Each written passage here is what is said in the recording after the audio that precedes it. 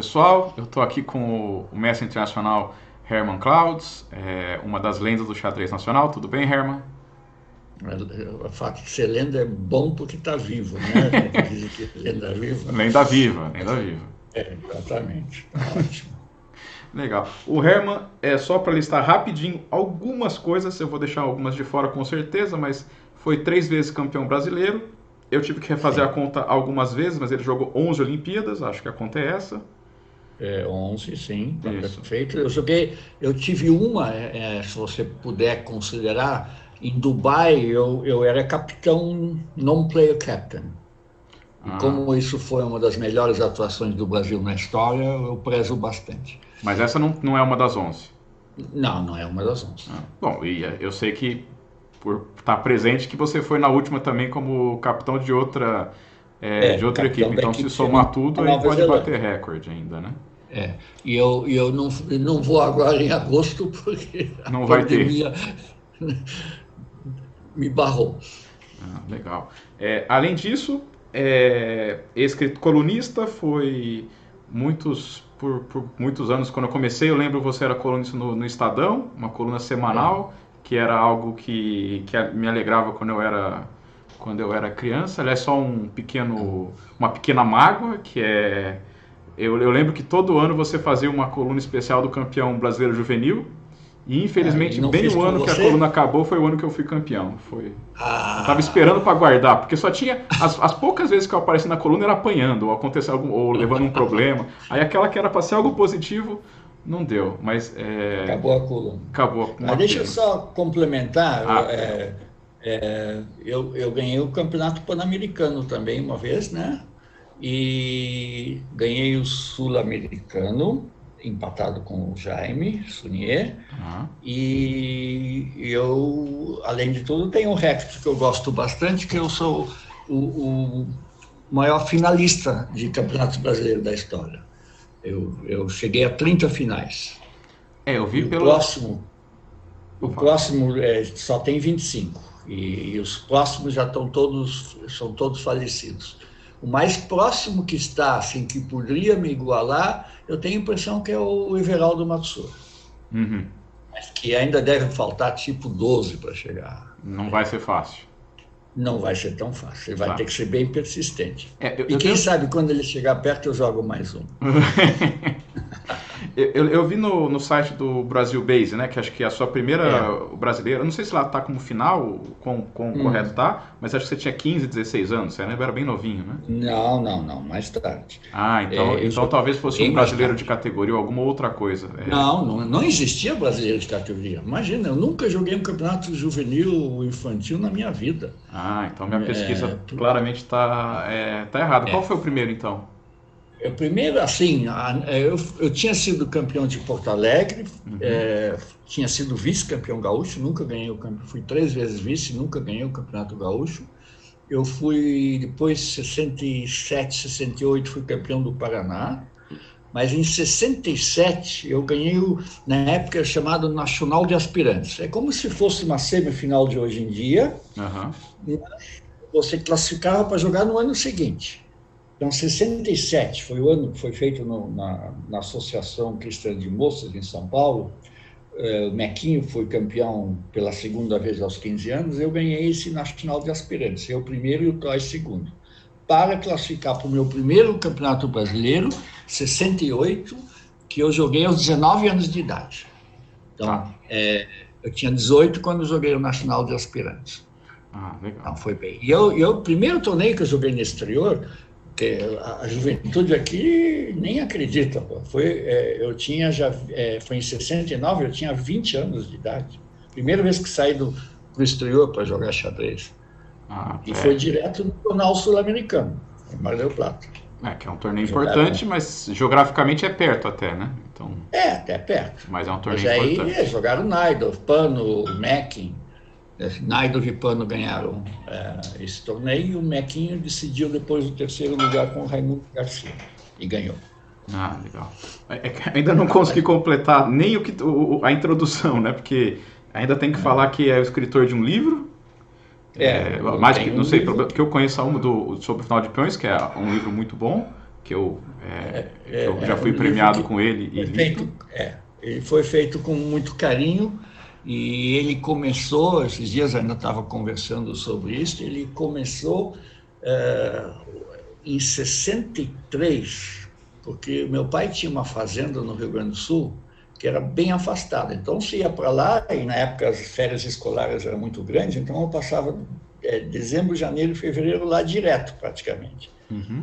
E cada férias eu levava um livro. E esse livro eu peguei foi o Finais de Peões do Mais Elis, que é um livro, sei lá, de 300 e tantas páginas, e não sei se você chegou a folheá-lo ou estudá-lo, ele é bastante indigesto.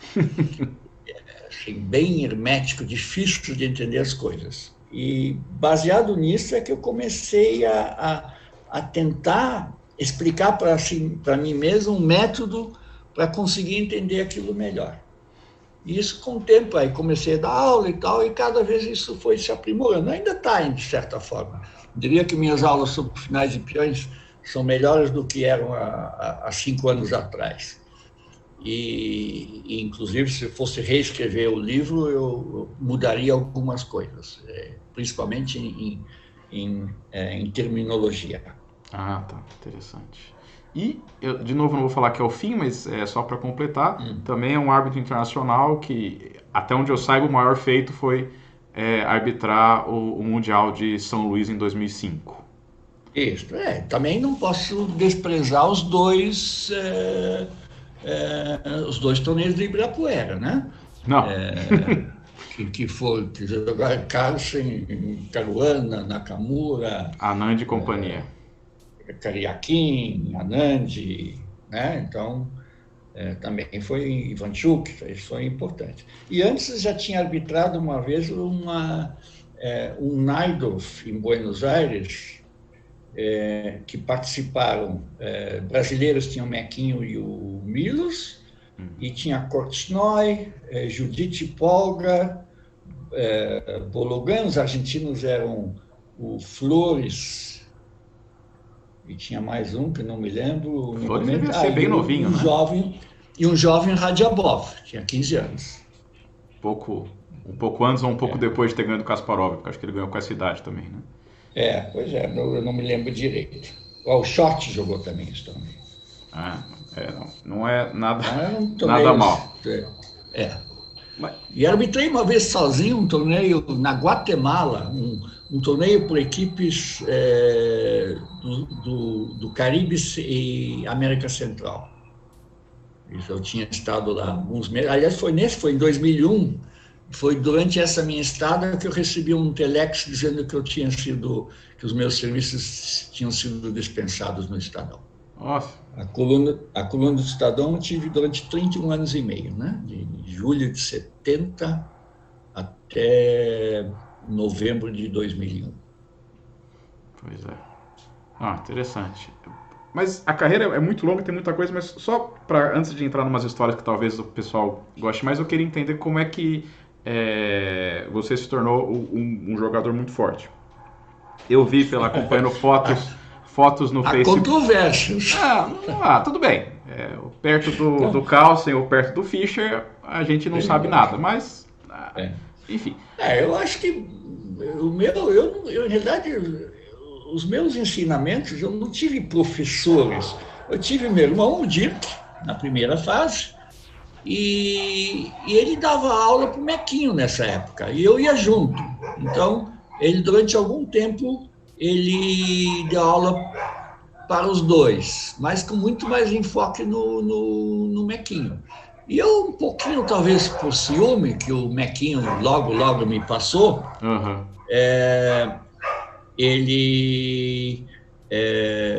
aí eu me afastei do xadrez uns 2, 3 anos. E aí, quando eu fui morar sozinho, isso aos 14 anos, que meu pai comprou essa fazenda, eu fui morar em Porto Alegre. E aí, sem a mãe por perto para reprimir, aí eu comecei a ir todos os dias no clube de xadrez, né? No Metrópole Xadrez Clube de Porto Alegre. E lá que realmente eu dei uma boa boa melhorada. E aí eu tinha um jogador que era campeão gaúcho na época, que se chamava Pio Fiore de Azevedo. Uhum. E era um jogador muito forte. Ele, nos campeonatos brasileiros, eu acho que ele jogou 2 ou 3 finais, nunca foi tão bem. Ficou sempre na metade da tabela. Mas ele, a didática dele era muito boa. E ele gostava de mim, era um pouquinho mais velho que eu, e ele era juiz de direito. E ele depois virou desembargador.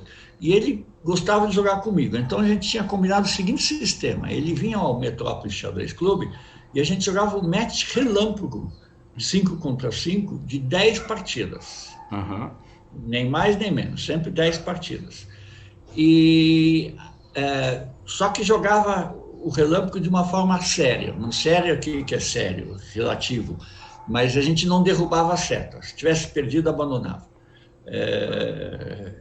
Não chegava naquela loucura, tinha 5 segundos para o adversário, não tinha acréscimo nessa época, não continuava para derrubar a seta.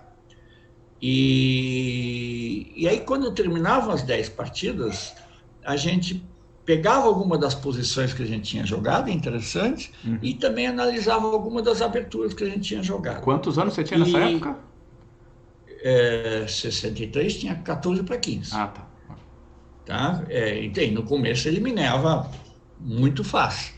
Mas durante os 4 anos que eu morei em Porto Alegre, eu fui crescendo. E aí, 66, que eu ganhei o Campeonato de Porto Alegre, aos 18, tinha acabado de fazer 18 anos, eu já estava no nível dele, talvez até já estivesse passando.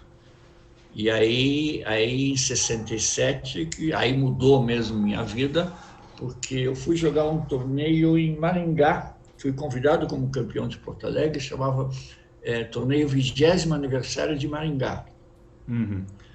E esse torneio foi muito legal, foi em maio, e quem ganhou o torneio foi o velho Souza Mendes. É um dos recordistas dos brasileiros, não? Exatamente, ganhou 7, foi o primeiro campeão brasileiro, foi 7 vezes campeão brasileiro, e quando o Mequinho ganhou o primeiro campeonato brasileiro aos 13 anos, Souza Mendes, então com 73 anos de idade, foi o vice. É impressionante. Ganhando no Mequinho. Aliás, tem uma foto dessa partida, que é bem legal. Bom, mas aí eu perdi do Souza Mendes, ele me jogou, acho que eu caí numa Índia do Rei, coisa assim, que é raro hoje em dia, para ver que o trauma começou por aí. E ele me ganhou muito bem. E eu ganhei do Cordioli, e ele empatou com o Cordioli. Então fiquei o Souza Mendes campeão, eu vice e o Cordioli terceiro. E aí os locais, né? Um torneio fechado, 10 jogadores. E aí o prefeito da cidade, instigado pelo presidente do Clube de Xadrez de Maringá na época, adivinha quem era? O pai do Everaldo? Esse é meu chute. Exatamente, Quentin Matsuura. Então, o Quentin Matsuura instigou ele e o prefeito foi possível, me levou para lá. E eu fui lá com casa e comida, bolsa na faculdade, que eu ia entrar no ano seguinte, e um emprego que era mais fictício que outra coisa, era fiscal tributário. E aí fiquei 1 ano e meio lá. Depois ainda... foi uma vida muito boa, era socialmente muito reconhecido na cidade, então... Só que aí eu senti, numa certa altura, que progredir lá não era tão fácil. E aí eu fui para... Ainda tive uma proposta muito boa, fui para Presidente Prudente, em 69. Bom, só voltando a Maringá, lá eu assinei junto com o Quentin uma coluna de xadrez, que foi minha primeira. Legal. No O Jornal de Maringá. Aí em 69 eu fui para Prudente, e aí eu fui campeão paulista pela primeira vez. Isso é outro título, eu tenho 7 títulos paulistas, né? E o primeiro foi pelo Corinthians de Presidente Prudente. Uau, olha só. E aí, mas na época os paulistas eram feitos segunda, quarta e sexta. Então eu tive que me mudar quase 3 meses para a capital para poder jogar esse torneio. Ah, não era uma semana só, eram várias semanas. Não, imagina. O primeiro torneio corrido no estado de São Paulo foi em 1977. Eu que organizei em São José dos Campos. Um suíço limitado, mas foi o primeiro. Depois, sim, aí não voltou mais ao sistema antigo. Ainda bem, eu diria.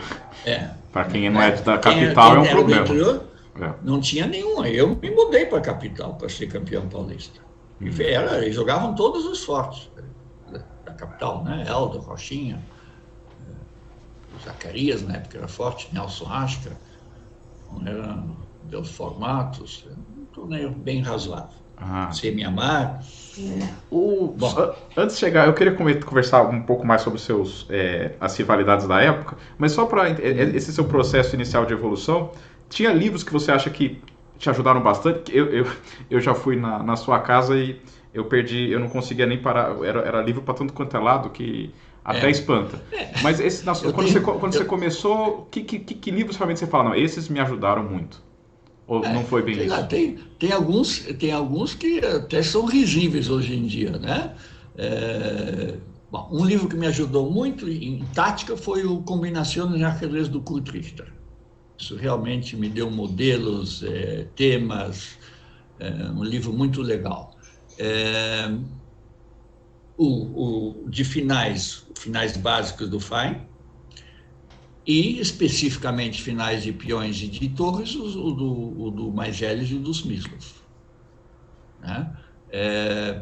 Estratégia do Bachmann e aberturas, por incrível que pareça, antes do Bachmann, ele tinha 4 tomos, não sei se você chegou a vê-los. Não. Então, a gente estudava pelos livros de Bachmann, que hoje em dia são absolutamente ridículos.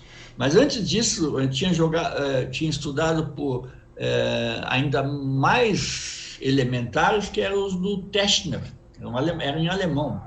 E como eu entendi o alemão bem, não tive dificuldade. Mas a falta de material que a gente tinha na época era gritante. O que hoje em dia a gente tem de excesso de informação, na época você tinha que correr atrás da informação.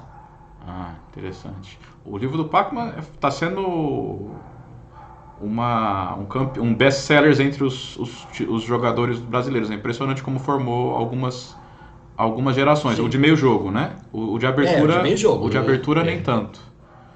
Mas você não tem ideia de como o de abertura já era querido nessa época. Todo mundo tinha. Que depois ficou tão rapidamente obsoleto que aí se esqueceu. Mas os 4 tomos do Bachmann eram um must para qualquer enxadrista de peso. Você levava até para os torneios. Interessante. Tinha muita diferença de acesso a material, por exemplo, de onde você estava, ou em Porto Alegre, depois em Maringá, para, por exemplo, São Paulo, e de São Paulo para um lugar talvez que tivesse um pouco mais de xadrez, como Buenos Aires ou na Europa? Era muito gritante a diferença, ou chegava atrasado só? Não, chegava atrasado e chegava parcialmente. Por exemplo, antes de Porto Alegre, Pelotas, né? Pelotas tinha um núcleo muito forte de xadrez. Quando eu cheguei no Brasil em 58, o vice-campeão brasileiro era de lá, o Carlos Peixoto. E logo depois o Dirk chegou a ser campeão de lá, e os dois eram mais ou menos da mesma força. E aí logo chegou o Mequinho. Aí o Rochinha morava a 60 quilômetros, morava na cidade de Rio Grande, e sempre vinha jogar. Então a gente tinha um núcleo de xadrez muito florescente. Rochinha, você quer dizer o mestre internacional Antônio Rocha, é isso? Exatamente. O que a gente mais tinha era livro da Sopena, ou seja, vindos da Argentina. E o Carlos Peixoto, eu me lembro uma vez eu comecei a estudar com Carlos Peixoto um livro que era em iugoslavo, era do Trifunović sobre a Grunfeld. E a gente não entendia o texto, mas os lances a gente pegava as jogadas e ia entendendo, fazendo a nossa interpretação. Interessante. E quando mudou para Porto Alegre, não mudou muito. Aí, pouco a pouco, eu acho que fui construindo a minha própria biblioteca. Eu comecei a assinar a revista Ajedrez Argentina. E tinha no primeiro ano eu morava numa pensão em Porto Alegre, e tinha um enxadrista lá que era de origem alemão, e ele assinava a Deutsche Schachzeitung, que era uma revista muito boa. Uhum. E ele sempre me emprestava. Mas a gente tinha que correr atrás. Né? Tinha a coluna de xadrez, que era bem razoável, do Luiz Viana. Isso em Porto Alegre? Isso em Porto Alegre. Tinha a coluna do Correio do Povo. E Luiz Viana, você sabe quem foi? Não, esse eu admito minha ignorância. Pois é. Se você ler o prefácio que eu fiz para a epopeia do Campeonato Brasileiro de Xadrez, você vai entender um pouquinho melhor. Mas ele foi uma pessoa que era primo do Caldas Viana, que foi o melhor jogador brasileiro da virada do século XIX para o XX. E era um bom jogador. E ele e o Marcelo Kiss fundaram a primeira revista brasileira de xadrez em 1924. E o camarada, ele conheceu Lasque, Capablanca, Alekhine, Reti, e escreveu colunas no Rio, em Curitiba e em Porto Alegre. E o primeiro campeonato, joguei um campeonato gaúcho em 65, não foi meu primeiro, ele foi o árbitro, lá em Santa Rosa. Tenho foto disso ainda. Uhum. Mas ele foi uma das figuras mais importantes do xadrez brasileiro no começo do século XX. Então, ele tinha a coluna do Correio do Povo e, numa certa altura, ele até escreveu um artigo, eu me lembro, devo ter isso em algum lugar ainda, jovem holandês talentoso, devia ter 12, 13 anos e tal, e lógico que logo depois eu fui obscurecido pelo mais talentoso ainda, Mequinho, que aí ele escreveu um monte de colunas, acompanhou o Mequinho ao Rio. Era só um pequeno... Era muito claro que o Mequinho novinho podia chegar onde chegou? Porque reconhecer talento, eu acho que não é uma coisa tão fácil assim como o pessoal acha. Não, mas eu acho que é o seguinte, ele podia ter chegado mais ainda se não houvesse uma coisa de um lado, vamos dizer, que a gente pode até admirar, mas do outro lado eu acho que foi muito negativo para ele. Ele era muito talentoso, eu posso contar anedotas sobre quão talentoso ele era, mas quando tinha, por exemplo, Luiz Tavares, foi presidente, o Márcio de Freitas, foram presidentes da Confederação Brasileira de Xadrez, os dois foram campeões brasileiros, tinham adoração pelo Mequinho, um menino novo, né? E incutiram nele a crença de que ele ia ser campeão do mundo. Não, você vai ser campeão do mundo, você vai ser campeão do mundo. E, no fundo, acho que o Mequinho acreditou. Só que entre acreditar e ser, vai um longo caminho. E eu acho que se jogou muito cedo essa responsabilidade em cima dele. Se ele tivesse ido de uma forma mais natural, ou seja, aproveitando cada passo, ele poderia ter chegado mais longe ainda. Interessante. E eu acho que ele em 77, quando ele perdeu do Pologaevski, aí eu acho que intimamente ele sentiu, embora ele não reconheça, ele sentiu que não ia ser campeão do mundo. E aí ele teve um craque, né? Aí tem toda uma mística em volta disso, eu não quero entrar. Sim. Interessante. E valor, tá, mas eu acho que ele era sensacional.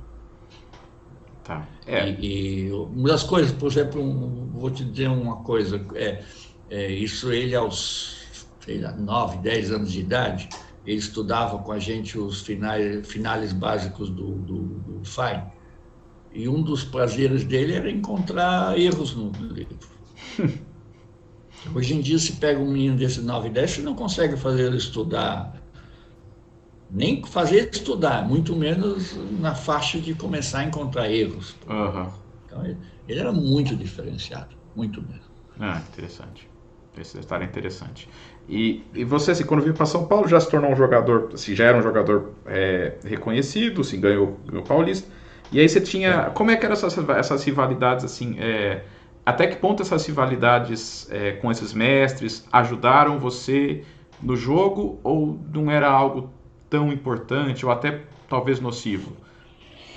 Eu acho que ajudaram. A gente tinha rivalidade, momentos ruins, inclusive. O Helder, numa certa altura, deixou de falar comigo.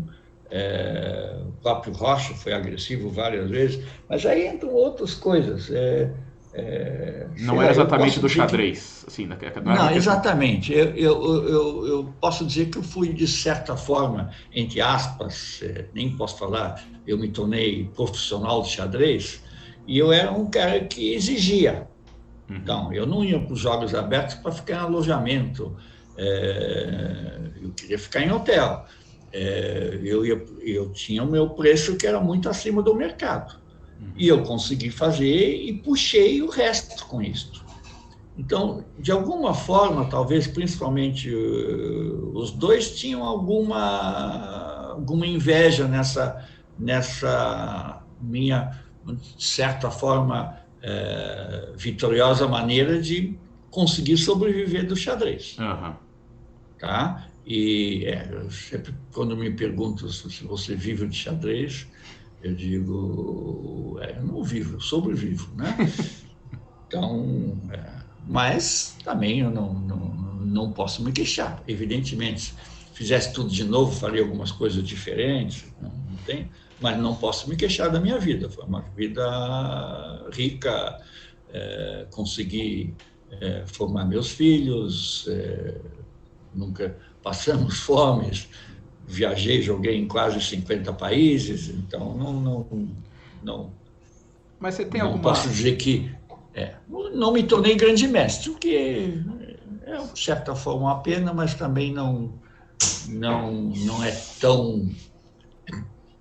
tão traumático assim. E para quem entende, são épocas diferentes. Hoje a facilidade é outra, acho que não há Sim, dúvida disso. certeza. Mas se você fala sobre a sua vida, ok, mas sobre o seu xadrez, tem alguma dica que você daria pro garotinho Herman, que você acha que poderia ter ajudado? Não precisa, pode ser, sei lá, não joga essa abertura ou qualquer outra coisa. Não, acho que isso não. Acho que cada um vai buscar o seu repertório. Evidentemente que na minha época era muito diferente do que hoje, porque eu poderia entrar em variantes duvidosas, que eu entrava, e não tinha um computador para te refutar. Uhum. Então ficava o outro, sei lá, tinha variantes que eu jogava, o pessoal já nem entrava, Uhum. né? Porque fugiam. E não eram tão boas assim, mas eu conhecia bem, tinha confiança, então eu ia embora. Mas não, o que sim eu faria, vamos dizer, o que é um dos grandes falhas minhas, talvez, era a postura em frente ao tabuleiro. Eu recomendaria hoje em dia de ficar muito mais sentado do que eu ficava na época. Eu fazia o lance e levantava. Uhum. Você iniciou então, a escola Svidler de jogar, algo assim? Mais ou menos isso. Tá? Então eu levantava muito e tinha confiança no meu cálculo, mas hoje em dia, se você rever as partidas que eu jogava, está cheia de erro, né? Uhum. E eu não aprendi com método de tática, como ensino aos meus alunos, né? Então era muito aleatório. Então o trabalho no tabuleiro ele é importante. Então eu acho que sentar e ficar calculando é uma coisa... Não estou dizendo nem um cálculo profundo que vai ser quando o teu adversário fizer o lance, mas fique calculando pequenas coisas, principalmente coisas táticas. Uhum. Estratégia é importante? Super importante, né? Mas não existe estratégia tão boa que resista a uma má tática. Não. Então, aliás, no meu tempo existia essa crença dos anos 50, talvez 60 até ainda, baseado na escola do Botvinnik, onde se dizia que qual é a diferença entre tática e estratégia, né? Então sempre se dizia, a tática é uma consequência natural de uma boa estratégia. Uma ova. A tática é filho bastardo do erro. Tá? Então, se pode olhar, 99% das partidas são feitas por alguma burrada. Todas as coisas táticas são burradas de algum modo. Existem graus maiores ou menores, tudo bem, mas a tática é filho do erro. E você tem que estar atento, tanto a favor ou contra. Tá? Você tem que, por isso que eu digo, a presença no tabuleiro para ficar com a atenção sobre o que está acontecendo taticamente é muito importante. Tem um lado negativo disso, que lógico que você, às vezes, na época as partidas eram mais longas, você ficar 4, 5 horas sentado no tabuleiro, e se você estiver calculando constantemente, você termina morto, né? Então você tem que saber dosar isso. Acho que uma das grandes qualidades de um bom enxadrista é essa capacidade de desligar e, quando voltar ao tabuleiro, se concentrar imediatamente. E isso é difícil. E quem não consegue isso vai fazer bobagem. Vai ter uma coleção de penduradas na carreira. E eu fiz, quantas vezes, né? Então, se você, sei lá, às vezes eu olhar minhas partidas antigamente, por um lado eu via que eu era impetuoso, atacava de qualquer jeito, mas a quantidade de burradas é um negócio incrível, né? Legal. Eu acho que o nível cresceu muito, né? Se eu perguntar tudo que eu tô com vontade, acho que, coitado, eu vou acabar tirar até o seu almoço, né? Então eu vou só tentar resumir duas coisas que eu queria perguntar, que eu acho que é importante. A primeira é dos seus confrontos ou passagem com os campeões mundiais. Eu acho que seria um pecado se eu não perguntasse isso. E para encaixar a última, que eu queria que você falasse qual que é o melhor lance da sua vida, para eu poder fazer um vídeo antes de publicar a entrevista. Tá bom. Bom, vamos lá, os campeões do mundo. Eu nunca joguei com um campeão do mundo que fosse vigente. Então, eu joguei com campeões do mundo depois que eles já tinham deixado de ser campeões do mundo, e joguei com o Anand antes dele ser campeão do mundo.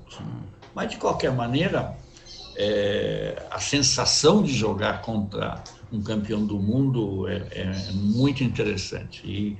E chama atenção mais para a primeira partida que eu joguei contra o Tal, que foi na Olimpíada de 74, match Brasil-União Soviética, em Nice, na França. Eu me lembro que eu ia jogar com ele, aliás, aí tem isso é assunto para outra coisa, para a entrevista, mas lá eu não sabia antes se eu ia jogar de pretos com Petrosyan ou de brancas com Tal, que é quase igual, né? Então, mas não importa por que disto, mas eu joguei de brancas com o Tal, e eu sei que um dia que eu estava vendo tudo, estava com a adrenalina lá em cima. E tanto que, quando terminou a partida, acho que no lance 39, 40, a gente foi analisar num canto. Não tinha sala de análise, era um conjunto de exposições, e o patado com o Mequinho bem cedo. Era mais ou menos... eles tinham essa estratégia, empatar com as pretas e pressionar de brancas. Ganhar de brancas. E só que, lógico, como o Tal era muito, muito superior a mim, o Mequinho já era conhecido, então os Spassky e Mequinho foi um empate razoavelmente rápido, e o meu, o Tal, ficou tentando até o fim. Foi uma partida equilibrada, acho que em nenhum momento alguém esteve claramente melhor, se alguém esteve um pouco melhor fui eu, mas eu sei que na análise foi interessante, porque ele jogou como você joga com um cara que você sabe que é mais fraco e tal, talvez não com toda essa atenção do mundo, e esperando o erro. Sim. E o erro que não veio. Então, na análise, a coisa ia mais ou menos assim. Passava alguns lances e aí ele dizia, talvez eu tivesse que ter jogado aqui. Aí a primeira vez que ele falou isso, eu disse, mas se você jogar aqui, pá, e refutei a análise dele. Ele estava te testando. Não sei se estava testando ou estava superficial mesmo. E os Spassky do lado quietinho, não falava nada. Aí, os lances depois, talvez eu tivesse que fazer aqui. Aí eu disse, mas se você jogar aqui, pá, refutei a análise dele de novo. Aí, quando refutei a análise dele pela terceira vez, os Spassky só faltava cair da cadeira de dar risada. E aí ele começou a me ajudar na análise. Então, eles eram bastante amigos, ele começou a me ajudar contra o Tal. Então, virou uma brincadeira interessante. E tanto que depois disso eu fiquei... a gente tinha dificuldade de comunicação, mas eu fiquei bastante amigo do Tal. E em 79 eu saí alguma vez com ele, no Internacional lá. Bom, mas só voltando, apesar de ele não ser o campeão do mundo, ele era Deus, né? Dificilmente algum campeão do mundo teve era tão carismático quanto ele. Isso, isso é um fato mais ou menos conhecido, uma certa altura da partida ele encara você. Fica olhando, jogando sério, né? E era a vez dele sem fazer lance. E eu tinha me preparado psicologicamente, eu sabia disso. E eu sei que quando ele fez isso comigo, eu fiquei olhando. Né? Ficamos, sei lá, 1 minuto e meio, 2 minutos, olhando um para a cara do outro, no olho do outro, sem piscar. Não podia piscar, né? Teve treinamento para isso? Mas não teve treinamento para isso, mas eu me lembrava. Eu não tenho dificuldade de encarar alguém durante muito tempo sem piscar. Então ficou. E aí, de repente, ele baixou o olho e jogou. Né? Então, isso, no meu íntimo, isso foi uma pequena vitória moral, vamos dizer assim. Né? Legal. E nisso ele fez sei lá, empatou 4 ou 5 partidas e ganhou o resto. Ele massacrou no terceiro tabuleiro. Quando eu joguei a segunda vez com ele em Riga, em 79, ele ganhou o torneio com 2,5 pontos na frente do segundo. Então ele estava na terra dele numa fase muito boa.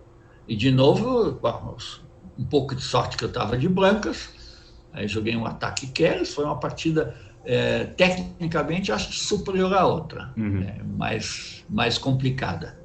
Mas não, ele tentou ganhar e eu tentei ganhar, mas não teve jeito, acabou empatando. E foi quando terminou na suspensão, porque a partida chegou a ser suspensa, e aí no reinício da partida, no meu primeiro lance, já propus empate para ele, aceitou imediatamente, e estava cheia o salão.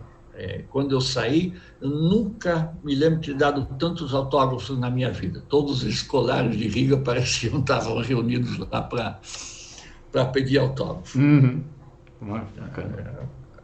Essa sensação de jogar um torneio assim, onde você sai na rua, é reconhecido, onde toda noite tem um programa de 1 hora, 1h30 de televisão falando sobre as partidas, analisando as partidas, é outro mundo.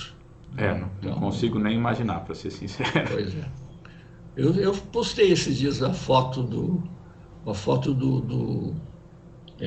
público de Riga, não sei se você chegou a ver. Não, eu vi. É uma foto melhor que a outra ali. Então, bem legal. Foi bem... Mas realmente, se sair na rua, o pessoal te olhava. Às vezes vinham pedir autógrafo. Sensação de ser como se fosse aqui um futebolista, né? É impressionante. Não estamos longe disso, sem dúvida. Sim, sem dúvida. E teve mais... E a outra que você cria era... eu joguei 4 vezes com o Smyslov, né? E a última vez, aí a gente, tanto ele como eu, tínhamos começado mal o torneio, foi o Internacional em Manila, e aí eu joguei de pretas contra ele, Manimzo Índia, e aí eu joguei minha variante normal e ele fez um ensaio, um cavalo D2 lá, que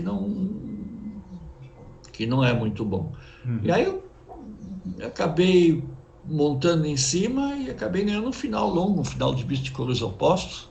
Então foi gostoso. Mas lógico que ele já não era tão novo, não era mais o campeão mundial Smyslov, né? Mas igual, eu joguei 4 vezes com ele, empatei 2, perdi em 78 aqui em São Paulo, e ganhei em Manila e empatei, aliás, a partida no Naidorf de acho que 90 é muito boa. Eu estou de brancos, faço um sacrifício em D5 de cavalo, perdão, em D5 não, em E6. Meto um cavalo em E6, ele ficou pensando 40 minutos. E aí ele não aceitou e acabou empatando por baixo. De qualquer forma... Talvez não tenha tido a técnica suficiente. 2-2 com o Smyslov, de qualquer forma, não nada mal. Não posso me queixar quanto a isso, né? E aí os outros campeões, eu perdi do Topalov uma vez, partida de 45 minutos com 10 segundos, né? Foi Caxias. Um torneio que eu joguei bem, que eu ganhei do Mequinho, ganhei do André Diamante, ganhei de 3 grandes mestres. E perdi do Topalov, que ganhou o torneio, né? Mas foi de pretos, uma Chigorin na Rui Lopes, foi boa partida. Uma certa altura, me enganei num cálculo e aí ele passou por cima. Mas foi... E eu fiquei bastante amigo dele, né? Porque ele não tem nada a ver, mas, sabe, ele foi campeão mundial em 2005. Quem arbitrou fui eu. Então, é aquela história. Tem uma ligação, né? Tanto que essa é uma anedota boa, em Caxias, antes do torneio, a gente fez uma partida de demonstração em tabuleiro grande. E foi sorteado, caí de pretas, e aí foi, numa certa altura, uma Rui Lopes também, numa certa altura ele ganha um peão. E está claro que ele vai ganhar, né? Aí, mas como é partida de exibição e tal, ele chega lá e propõe empate. E eu aceitei, porque não era uma coisa tão séria, né? E lógico que eu não ia recusar. Aí um jornalista que estava presente perguntou: mestre, por que você deu por empate se está um peão a mais? Aí ele disse assim: como é que eu vou ganhar do Hermann, que me trouxe tanto sorte no campeonato mundial? Depois, uns dias depois, ele esqueceu disso, que me massacrou. A frase foi bonita, mas não levou tanto a sério assim. Não, mas foi legal. E tanto que ele reconhecimento, a gente conversando sobre livro de xadrez, eu tenho entre livros e revistas encadernadas, já tem entre 3.500 a 4.000, né? E ele me perguntou: o que você gosta mais? Eu disse: eu gosto muito dos livros de Olimpíada. Aí eu lembrei e falei: me falta de Varna, de 1962. será que foi feito? Eu nem sabia direito. Uhum. Aí, eu não sei, eu vou ver, ele falou. Aí, a conversa passou e depois de uns 2 meses chegou em casa um livro mandado por ele sobre a Olimpíada de 62 em Varna. Nossa, e completou sua Então, coleção. esse livro nunca saiu Não, lógico que saiu, abri, mas tá dentro do envelope ainda. Ah, que legal. Não, tem que ser bem guardado, sem dúvida. Legal. E para terminar, só O que lembrando. mais que tinha? Sobre o melhor lance, O né? lance da vida, Tá. exato.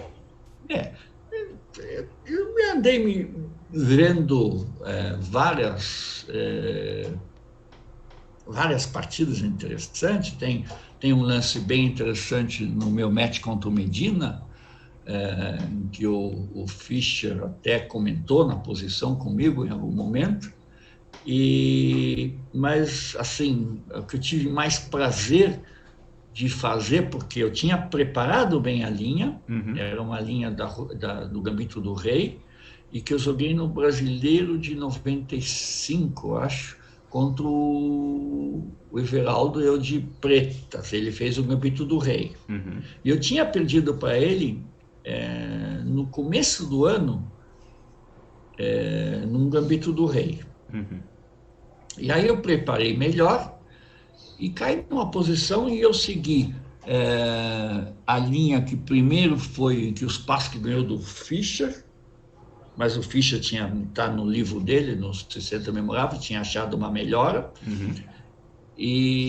Mas, lógico, a teoria já tinha aprofundado e eu me lembro que eu segui uma partida do Arlandi de Pretas contra o Belotti, os dois italianos. E eu tinha chegado numa posição satisfatória. Só que quando chegou no momento de jogar, sabe, me deu será que não tem algo mais aqui? E aí achei um lance que hoje em dia os computadores possivelmente acham com certa facilidade, mas é entregar um cavalo, ou seja, quando eu jogo o cavalo A6 contra o Matsura, ele não está entregando, ele toma e eu posso retomar. Mas a ideia justamente era não retomar e aí jogar um bispo F5, aí se ele volta com o cavalo, ele pode deixá-lo lá, evidentemente, mas aí minhas peças ativam muito rapidamente e acabei ganhando em poucos lances. O prazer de achar essa jogada no tabuleiro foi muito grande. O cavalo A6 em combinação com o bispo F5 e torre de AD8, que é um exemplo típico do valor do dinamismo sobre o material. Legal. Só para completar, em 95 eu não jogava ainda, eu li uma revista, acho que Lance, alguns anos depois, e tinha essa parte analisada, e por alguma razão, eu lembro que Cavalo A6 estava lá exclamaduas, e aí a revista toda em português, e tinha um comentário em inglês, até hoje eu não entendi porquê, mas lá, Found in the Heart of the Battle. Achado no... E aí eu lembro que eu fiquei gravado, acho que exatamente porque o comentário estava em inglês. E me impressionou bastante. Foi bem legal. Tem outras jogadas, né? Mas não, eu sei que é maldade pedir bem esse escolher campeonato. Eu escolhi, eu gostei desse campeonato, porque apesar de eu ter sido vice, 95 eu já tinha passado do auge, evidentemente. Mas só não fui campeão porque o Milos foi uma máquina. Naqueles anos ele estava numa máquina, ele acho que ganhou todos, só perdeu a última naquele torneio. E fez isso mais de uma vez, né? Exatamente. Eu acho que fiz 8 em 11, coisa assim, e fiquei em segundo, perdi dele, evidente. Mas depois não perdi mais com ninguém. Ganhei do Darcy, ganhei do Everaldo. Então foi um torneio bom. Fui vice claramente. Legal. Bom, muito obrigado pelo seu tempo. Eu sei que tem material para fazer 200 entrevistas, mas tentamos resumir algumas partes que eu acho que realmente o pessoal vai gostar de saber. Obrigado, Herman. Nada, um grande abraço, Felipe. Até mais, pessoal. Também um abraço. Tchau.